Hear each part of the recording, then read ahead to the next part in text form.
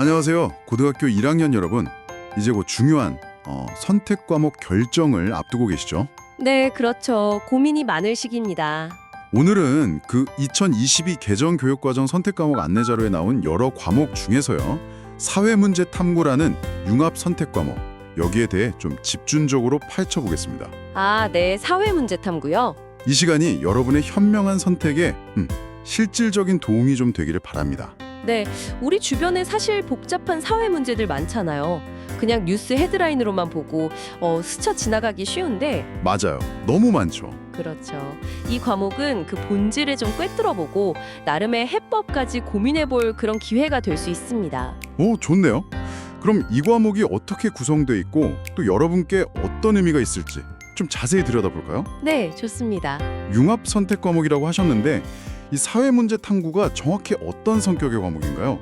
그냥 뭐 지식 외우고 그런 거랑은 좀 다르겠죠? 정확히 보셨어요. 네, 단순 암기랑은 거리가 멀죠. 이 과목의 핵심은 뭐냐면 사회 현상 속 문제들을 그 학생 스스로 깊이 탐구하는 거예요. 아, 스스로요? 네, 그리고 해결 방안까지 직접 모색해보는 데 있습니다. 융합이라는 이름처럼 뭐 사회학, 통계학, 미디어 연구 이런 다양한 분야의 관점을 빌려와서요. 여러 분야를요? 네, 하나의 사회 문제를 다각도로 분석하는 방법을 배우게 되는 거죠.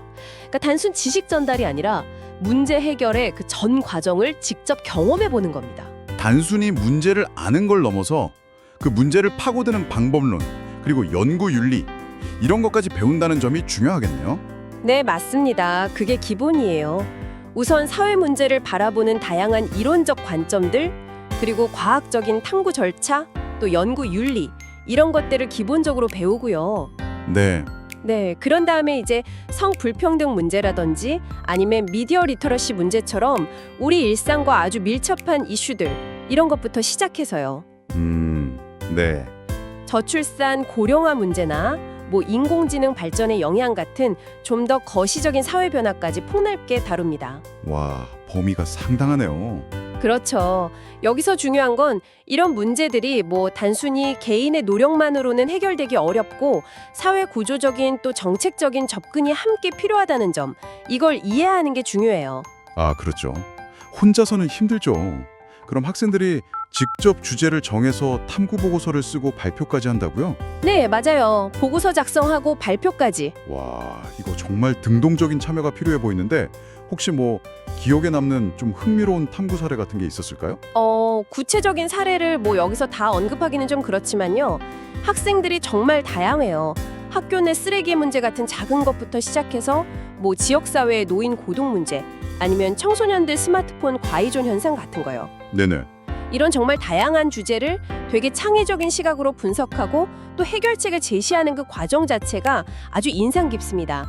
바로 이 과정에서 비판적 사고력이나 자료 분석 능력 같은 게 막 길러지는 거죠. 그렇군요. 그럼 이 과목은 어떤 학생에게 특히 좀 매력적일까요? 누가 들으면 좋을까요? 아무래도 우리 사회 여러 문제에 대해서 저건 왜 그럴까 하는 그런 호기심. 네. 궁금한 거 많은 학생들. 그렇죠. 그리고 그 원인을 막 파헤쳐서 대안을 찾아가는 그 탐구 과정 자체를 즐기는 학생에게 정말 안성맞춤입니다. 아, 탐구 과정을 즐기는 학생. 네. 또 스스로 주제를 정해서 깊이 파고드는 거 좋아하고 리서치나 데이터 분석, 또 논리적인 글쓰기 이런 것들 어떻게 보면 대학 공부나 연구에 필요한 역량인데 이걸 미리 키우고 싶은 학생에게도 아주 좋은 선택이 될 겁니다. 아, 미리 준비할 수 있겠네요. 그럼 학점이나 평가 방식, 그리고 혹시 뭐 수능과는 어떤 관련이 있는지도 궁금한데요. 네, 이 과목은 보통 3학점에서 5학점 그 범위 내에서 개설되고요. 평가는 다른 학생들과 경쟁하는 상대평가 방식이 아니에요. 아, 정말요? 그럼요. 학생 개개인이 성취 기준이 얼마나 도달했는지를 평가하는 절대평가, A부터 E까지 이렇게 이루어집니다. 아, 절대평가군요. 네, 그러니까 경쟁보다는 배움 자체에 좀 더 집중할 수 있는 환경이죠. 그리고 수능은 제공된 자료에 따르면 2028학년도 수능 출제 범위에는 포함되지 않는 것으로 확인됩니다. 수능에는 직접적인 영향은 없군요. 하지만 절대평가이고 수능 과목은 아니더라도 여기서 키운 탐구 능력은 분명히 대학 공부나 나중에 직업 가질 때 큰 자산이 될 텐데요. 그럼요. 아주 중요하죠. 구체적으로 어떤 학과나 진로와 좀 연결될 수 있을까요? 네, 이게 연관 분야가 상당히 넓습니다. 학과로는 일단 사회학과, 행정학과, 경영학과, 사회복지학과 이런 곳들이 있고요. 네. 또 아동청소년학과, 통계학과, 신문방송학과나 미디어학과, 교육학과, 정치외교학과, 문화인류학과 등등 인문사회 계열, 사회과학 계열의 아주 다양한 학과들과 연결됩니다. 정말 폭넓네요. 그럼 졸업 후에 직업 선택에도 영향을 많이 주겠네요. 그렇습니다. 사회복지사나 사회사업가처럼 직접적인 도움을 주는 역할도 가능하고요. 아니면 시민단체, 인권이나 환경단체 활동가 이것도 가능하고 네네. 또 사회 현상을 분석하고 알리는 기자, PD, 저널리스트 이런 직업도 있고요.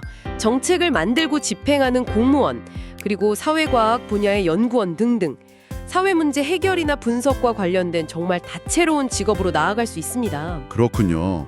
정말 다양한 길이 열려 있네요.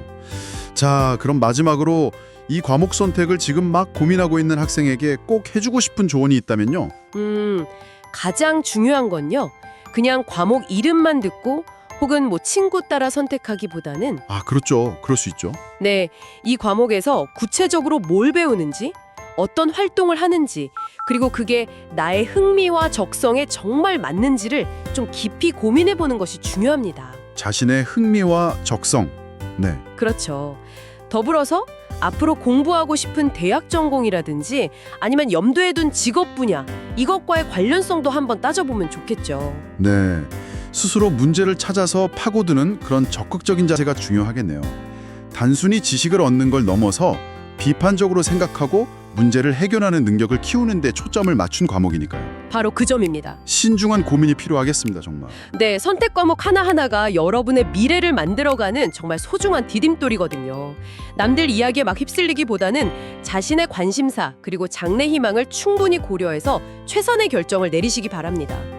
오늘 사회문제 탐구 과목에 대해서 정말 깊이 이야기 나눠봤습니다.